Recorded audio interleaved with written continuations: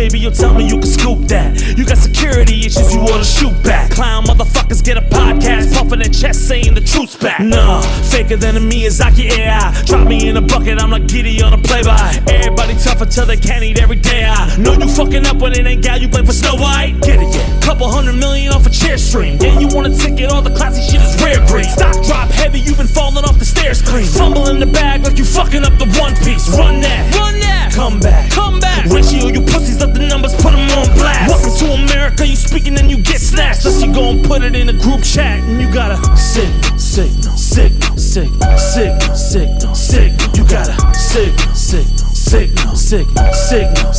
signal. You got a tragedy on every fucking headline. Tryna cop a country like you Putin, let the threat shine. Grifters want attention, keep on talking till the rates climb. Keep it all a secret till you leak it from the grapevine. Jesus, y'all motherfuckers trying to deny the receipts we see as a sign and then act like it's fucking fine. While they leaking all of the info, you placing over the line. You hairy asking for pictures until they see what you like. The unicorn kinda died, the history was revived. The CDC fucking gunned, the measles really alive. You Hillary fucking Clintons keep bitching like all the time. Like oh my god DEI, well maybe you just suck, bitch.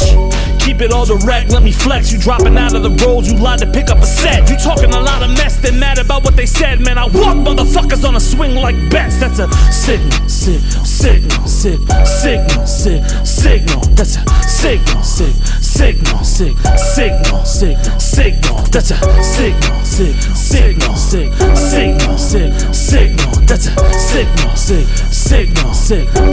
signal. Where your group chat? Come on.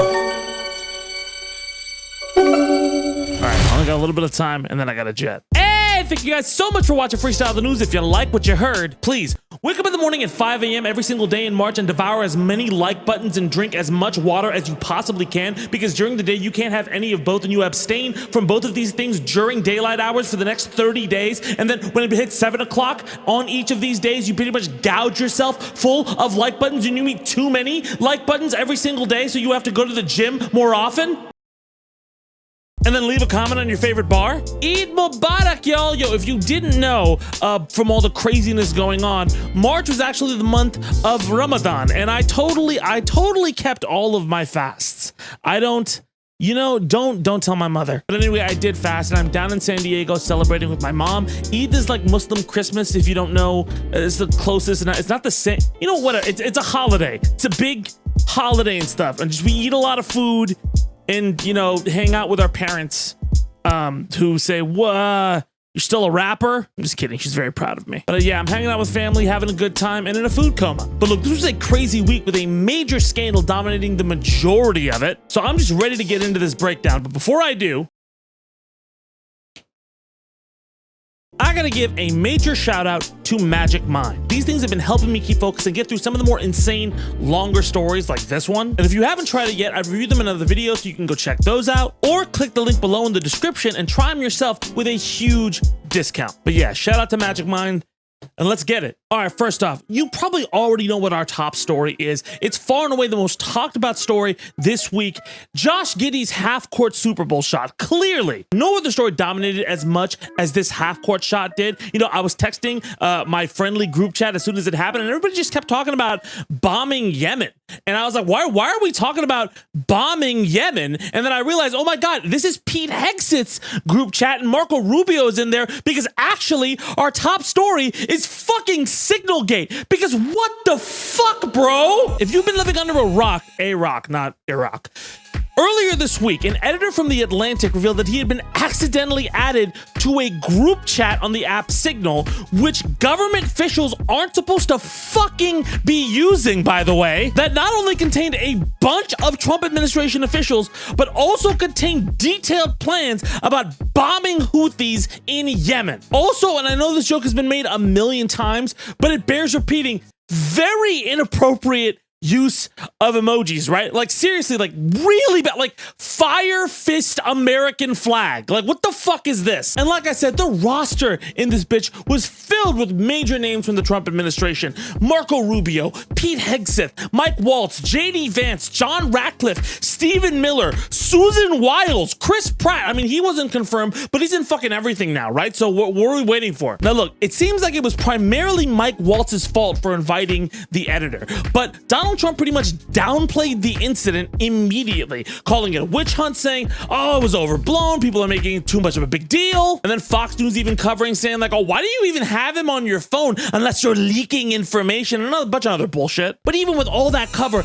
that did not stop from there being bipartisan concern, reasonably, about the fact that motherfuckers are just randomly discussing major war plans, like what targets, what weaponry, what dates, all that shit. What the fuck did you think was gonna happen on like a basic app like this? And also the concern that they didn't even know who they added to the group chat. You didn't just double check. Pretty important to double check who you're adding to this major group chat where you're gonna discuss some probably covert and confidential plans. Also, Signal, the other reason Signal is banned in the White House is because it's not fucking secure. Like, the app is not like a, oh, there's no problem at all. But even more so than that, because these detailed war plans qualify as records and Signal is supposed to delete these messages after a certain time, it's even more fucking illegal that they were discussing it on this thing. By law, those records need to be preserved. But even still, with all that bullshit, these chats are still incredibly fascinating. Not only because it shows a peek behind the curtain of what they're doing, but the ego on some of these motherfuckers. Just how full of shit they are and how fucking confident motherfuckers like JD Vance talking about Europe and shit. There's also clearly a little bit of discord going on between this chat and some of the Trump administration's plans, as expressed by JD Vance, or at least severely hinted at. Also a little bit of delusion, like when Pete Hegseth messaged OPSEC secure. Okay, Pete, I'm sure this operation's security is great. But look, after the denial by Trump and the strenuous denial by Pete Hegseth right afterwards, where he was like, oh, listen, the Atlantic guy is a registered Democrat, oh, and he's approving fake news. There were no war plans leaked. Read my lips, no war plans. And then the Atlantic guy shared more motherfucking texts of the war plans. Pete. Sincerely, I know I shit talk a lot of people, right? But I am saying this without the intent of trying to start shit.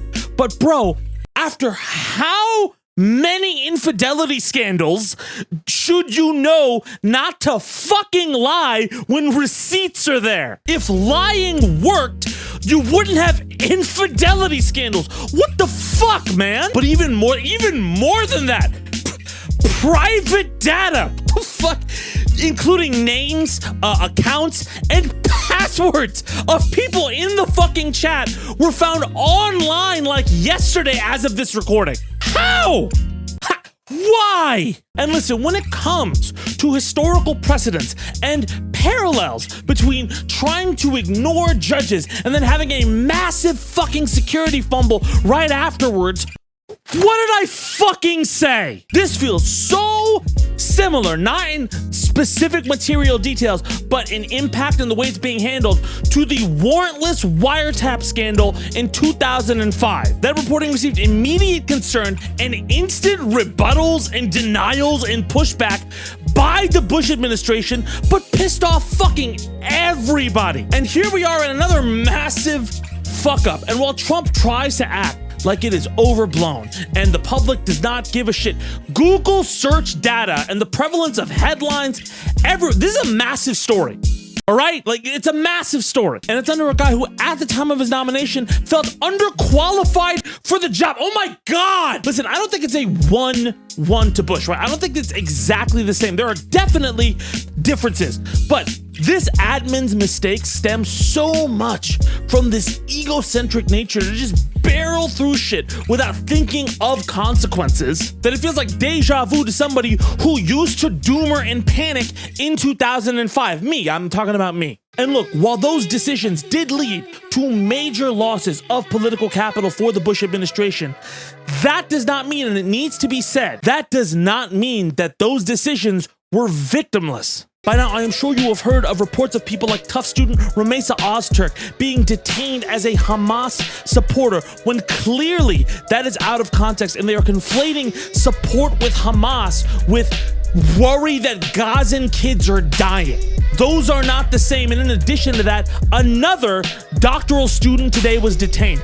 This also echoes a very, very fucked up Bush era precedent. Oh, they're against the war on terror? Well, they must be an Al-Qaeda sympathizer. Dissent against that administration worried a lot of Muslim immigrants as well as Muslim US citizens who feared being disappeared to Guantanamo Bay. There were people within the Bush administration who did directly target and intimidate others with dissenting views, and for a while it worked. But the one silver lining in this situation in particular is the idea that nobody is talking about this and the news media is shying away from it is a lie. Trump is not getting the compliance from his dissenters and intimidating them like he wants. He's getting more dissent, and that needs to continue. That widespread dissent from multiple corners and demographics is why the Bush administration lost that power to scare people into compliance, right?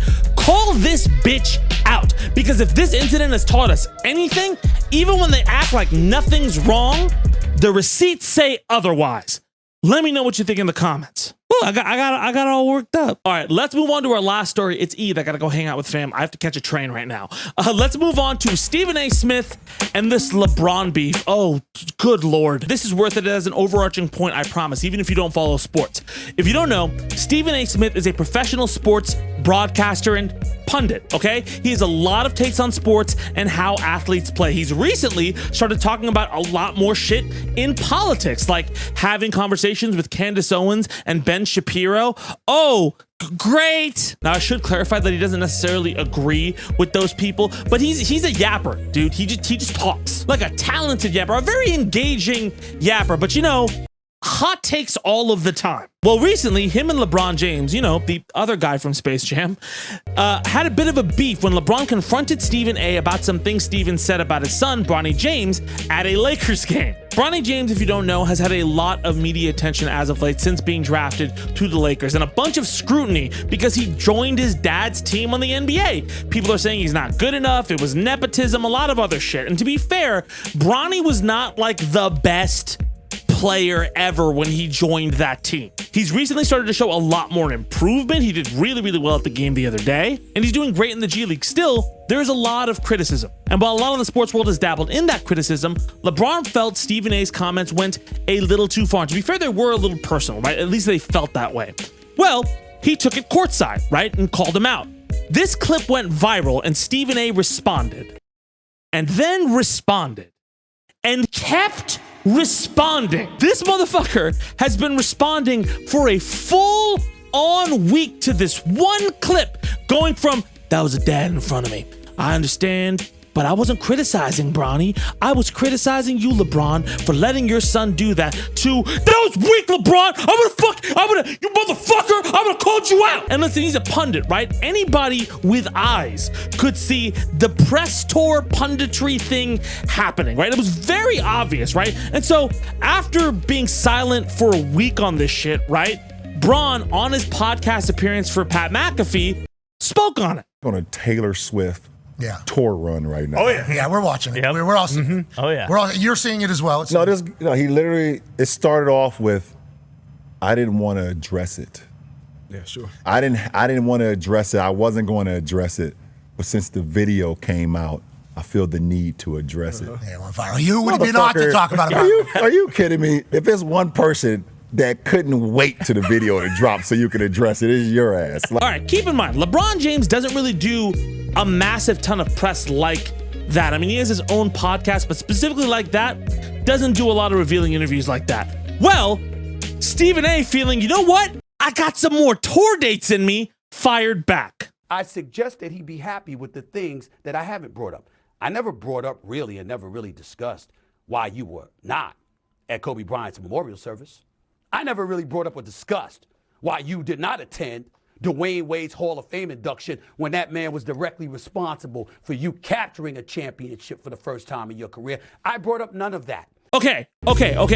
So, what does that clip claim? I want you to make like a mental note of what you feel that clip claims in what Stephen A is saying to you, okay? Now, how do you feel about those accusations when I tell you that LeBron did attend Kobe Bryant's funeral and didn't want to be on camera because he was worried the tabloids would make the attention about him and his reaction rather than grieving over Kobe Bryant. And also, the reason he didn't attend Dwayne Wade's Hall of Fame thing was because 2 weeks earlier, his son had a fucking heart attack and almost died. Knowing that, who looks like more of a clown in this situation? What if I told you that that wasn't the only response Stephen A made? That he also made a fucking hour-long, right, video on his channel over this fucking, what is it, like minute to 3 minute response? What are you doing, bro? To be fair, Stephen A clarified when he came back in the second hour that he corrected himself on the whole Kobe thing. The show when I talked about him at the memorial service, okay? I didn't mean to say he wasn't in the building. I was told he was in the building. You understand? But we saw a whole bunch of players out there. We didn't see him. Why? I'll let him answer that one day if he so chooses. Oh, I'm sorry. No, he fucking didn't, because that is not a fucking correction to what you said earlier. How is that better? What are you fucking talking about? Look, I don't have to do the whole compliment sandwich bullshit Stephen A always does, all right? Let me say this. Stephen A is an incredible talent. His impact on sports broadcasting is undeniable. I praised him on many occasions. I don't always get along with him, but I respect him. Now watch me crash out for 7 more minutes. I don't need to do that to tell you this is some fragile, egotistical fucking clown behavior. And it also is disappointing. Not because we don't get to talk about all the cool shit that's going on in the game right now. Basketball is amazing right now, right? But you would think that some pundits have some sort of understanding that they would be like, yeah, I have hot takes. I know I'm a lot, but I have the self-awareness to know that they are hot takes. There is no self-awareness in this motherfucker right now. The remark about Kobe Bryant's death was fucking egregious, all right? And even saying that you shouldn't have brought it up, but clarifying why you kind of brought it up in the second, no. Accountability would be, listen, that was fucking disrespectful and heinous because I was emotionally compromised. I'm mad at LeBron right now, but I brought that up in a moment of weakness. I apologize. It is what it is. Let's move on.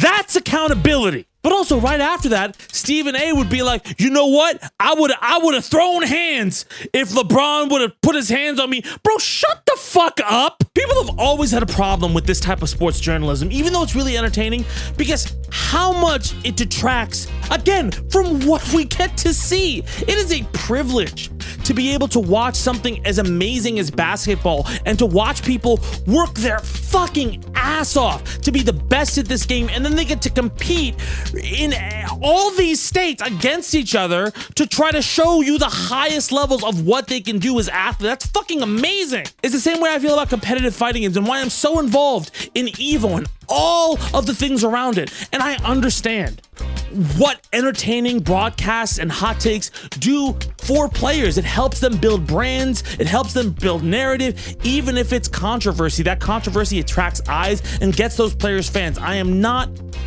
ignorant to that. But this part of it, this is some bitch shit, right? And a man with wisdom who you purport to be doesn't escalate astray on a fucking podcast into an hour-long video and media tour.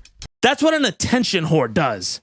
Cut it out. Let me know what you think in the comments. Stupid shit, dude. Stupid shit. But anyway, that's our show. Thank you so much for watching. Remember to like, comment, subscribe. We only got those 2 stories because it's Eid. I gotta go hang out with family and I'm gonna miss my train if I don't. We'll be back next week with some more videos, and I appreciate you guys sticking with the channel. Keep your head up. I know everything's crazy right now, but trust me, it's just media cycle's nuts. But anyway, my name is Tabani. Thank you guys so much for watching, and I'll see y'all soon. Let's go.